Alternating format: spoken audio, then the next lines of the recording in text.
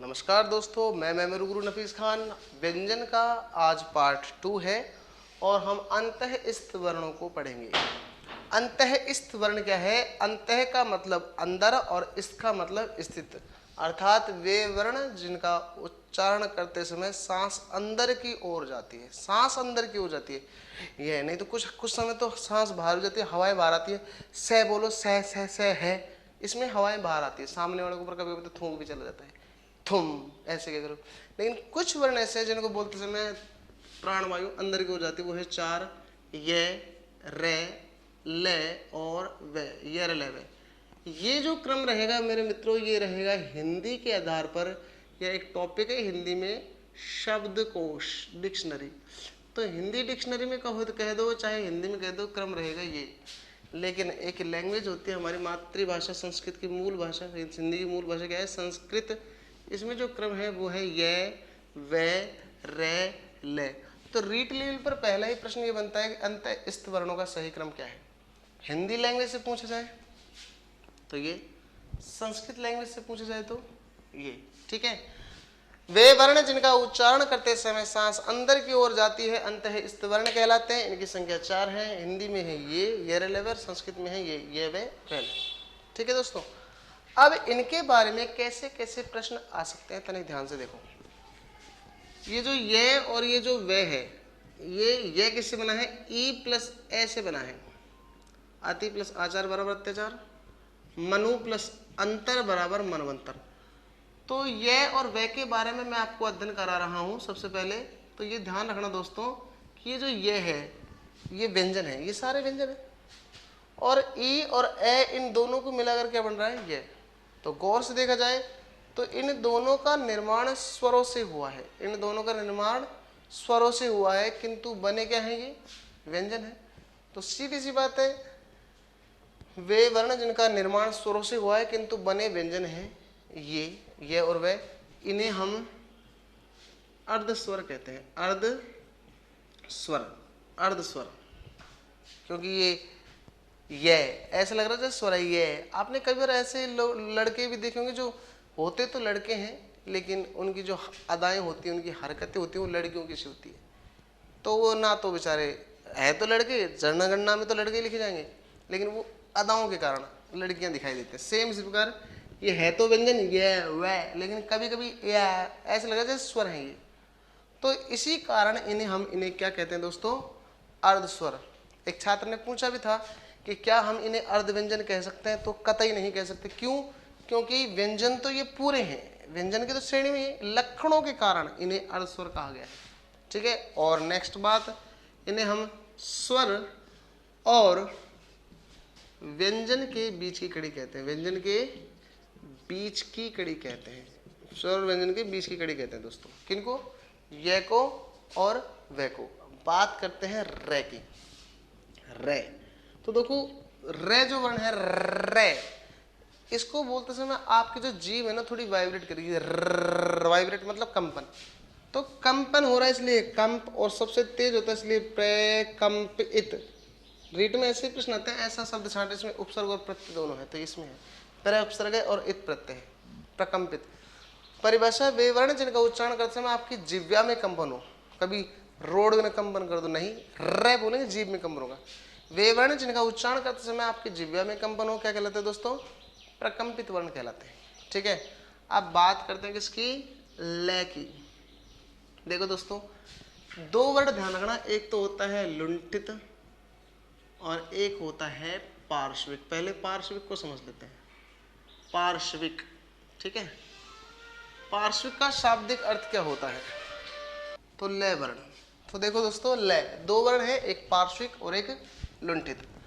पार्श्विक का शाब्दिक अर्थ होता है अगल बगल। पार्श्विक का शाब्दिक अर्थ क्या होता है दोस्तों? अगल बगल। और लुंठित का शाब्दिक अर्थ होता है टेढ़ा मेढ़ा। अब देखिए, जब आप ले बोलोगे ना ले, तो जीव्या आपके जीव के अगल बगल से, ले जीव के अगल बगल से अंदर की ओर जाती है ले। इसीलिए क्या बोला गया है? पार्श्विक वर्ण बोला गया है। वैसे ये ध्यान रखना, अपने रीड में एक टॉपिक है तत्सम तद्भव देशज विदेशी। पार्श्विक संस्कृत है तो हिंदी में से बोलते हैं पड़ोसी, पड़ोसी ये तद्भव है दोस्तों, ठीक है। ये तत्सम है, पार्श्विक का बिगड़ा क्या होता है, पड़ोसी, वो भी अगल बगल होते हैं। तो पार्श्विक वर्ण इसलिए कहते हैं क्योंकि जीव के अगल बगल से अंदर जाती है हवा। लुंठित का मतलब टेढ़ा, जब आप लय को लिखोगे तो जितना टेढ़ा लिखोगे उतना बेटर लगता है, इसलिए इसे क्या कहा गया दोस्तों, लुंठित वर्ण कहा गया है। सॉरी, इसको कहा गया है लुंठित वर्ण, लिखावट की दृष्टि से लुंठित है। लुंठित किसमें लुंठित है, किसकी दृष्टि से, लिखावट की दृष्टि से। अब सुनिए, अगर प्रश्न आता है लिखावट की दृष्टि से लुंठित कौन सा है, तो लय। अगर कहें उच्चारण की दृष्टि से लुंठित, उच्चारण की दृष्टि से लुंठित, उच्चारण की दृष्टि से लुंठित कौन सा है, तो रे। तो ये दो प्रश्न बनते हैं। अब प्रश्न कैसे आएंगे, स्वर और व्यंजन के बीच की कड़ी कौन से हो गए, ये और वह। प्रकंपित कौन सा हो गया, रे। उच्चारण यानी बोलने में टेढ़ा कौन सा हो गया, रे। उच्चारण में रे और लिखावट में लय, लुंठित है। पार्श्विक कोण कौन सा हो गया, लय। तो ये है दोस्तों अंतः स्थवर्ण।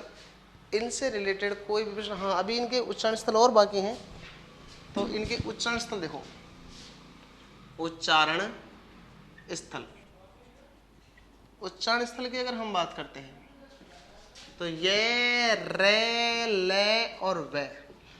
आपको मैंने बताया था कि यह किससे बना है, ई से, यह किससे बना है, ई से, और ई कहाँ से बोलता है, तालु से, तो यह भी कहाँ से बोलेगा, तालु से। जब आप ये बोलोगे तो आपकी जीभ तालु को टच करेगी, ये थोड़ा सा ऊपर उठेगा। आप बोलो रे, री मूर्धा है तो रे भी मूर्धा है, तो इसका उच्चारण स्थल क्या होगा दोस्तों, मूर्धा। आप एक बार ले बोलो, ले, तो दांत की अड़ रही है और दांत नहीं है तो फिर मसूड़ी, तो इसे हम दंत भी कह सकते हैं और वर्त से भी कह सकते हैं ये। और बे बोलो, बे बोलोगे तो आपके दांत और होठ दोनों मिलते हैं, इसलिए इसे कहते हैं दोस्तों दंतोष्ठ, सॉरी एक मात्रा आएगी, दंतोष्ठ। तो ये ध्यान रखना। अब ये पूछा जाए कि मूल वर्ण जो 33 हैं कैसे लेकर है तक, उनमें से ऐसा कौन सा स्वर है जो द्विस्थानी है, ऐसा कौन सा वर्ण है, तो ये जो वे है वो द्विस्थानी है दोस्तों, ठीक है, क्योंकि दो स्थानों से बोला जा रहा है, दांत से भी और ओठ से भी वे, ठीक है। अंतः इसके बाद हम नेक्स्ट टॉपिक पर आते हैं, इसका नाम है ऊष्म। तो ध्यान दो, अगर आप इस पूरी वीडियो को जब आप पढ़ लेंगे, पूरा का पूरा वर्ण विचार पढ़ लेंगे, शुरू से स्वर से लेकर गगनी तक पूरा, इसके बाद मैं आपको वर्ण विचार के 100-150 क्वेश्चन लाइव कराऊंगा, यहाँ पर बोर्ड पे लिखा रहेगा, आपको कंटिन्यू जवाब देना होगा, फिर देखते हैं अपन कैसे करते हैं, ठीक है दोस्तों। फिर इनके प्रश्न होंगे, आप उनके जवाब देना। हाँ जी, अब देखिए दोस्तों, हाँ ऊष्म वर्ण, देखो ऊष्म वर्ण, ऊष्म का शाब्दिक अर्थ क्या होता है दोस्तों, ऊष्म का शाब्दिक अर्थ होता है गर्म, और कुछ बच्चे बताते हैं गरम, तो इनमें अंतर है। गरम का मतलब, अगर आप ऐसा गरम लिखते हो तो इसका मतलब पक्षी होता है, और ये गरम लिखते हो तो इसका मतलब होता है तप्त, और हमारे लिए यहाँ पर सार्थक कौन सा है, तप्त वाला। तो ऊष्म का शाब्दिक अर्थ होता है गर्म, और वे वर्ण जिनका उच्चारण करते समय गर्म हवा मुख से बाहर निकलती है, सह है, तो वे गर्म हवा। वैसे मैं आपको बता दूं कि वर्णों का जो क्रम रहेगा वो कौन सा है, वर्णों का क्रम रहेगा से ये वाला, फिर श ये वाला, से ये और है। पीटीईटी 2009 में इसका क्रम उल्टा सीधा किया गया था, तो ये है वर्णों का क्रम। अगर आप चाहो तो वर्ण क्रम सूत्र बना सकते हो, इसे याद करने का सही तरीका, से एक लड़की हो गई शीला, ऋषि की संगिनी, शीला ऋषि की संगिनी और है, ये डायलॉग याद रखना, शीला ऋषि की संगिनी है, से शीला ऋषि की संगिनी है। क्योंकि ये ध्यान रखना, जो बच्चे कंपटीशन में तैयारी कर रहे हैं, इन ट्रिक्स के माध्यम से हम उनसे एक कदम आगे बढ़ सकते हैं। नॉलेज तो मैं आपको दे रहा हूँ, फिर एक्स्ट्रा क्या है याद करने के लिए, तो ये ध्यान रखना।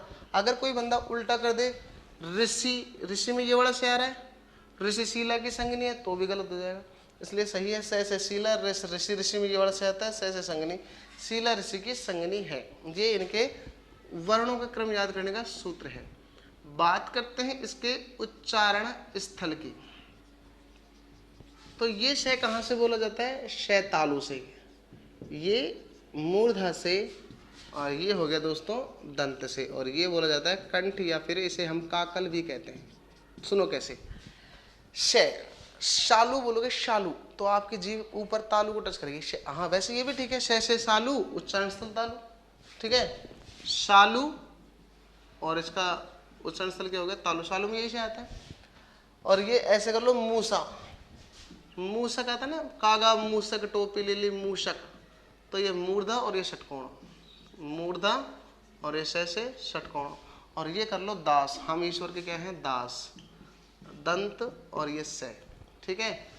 तो ये ध्यान रखना, तालु शालू मूसा और दास ऐसे याद कर लो, नहीं तो एक साथ याद करना चाहो तो ता से ता मू दे, तो ये हो गया उच्चारण स्थल सूत्र। याद करने का तरीका, तामूद, तालव्य, मूर्धन्य और दंत्य, तामूद है कंठ, ठीक है।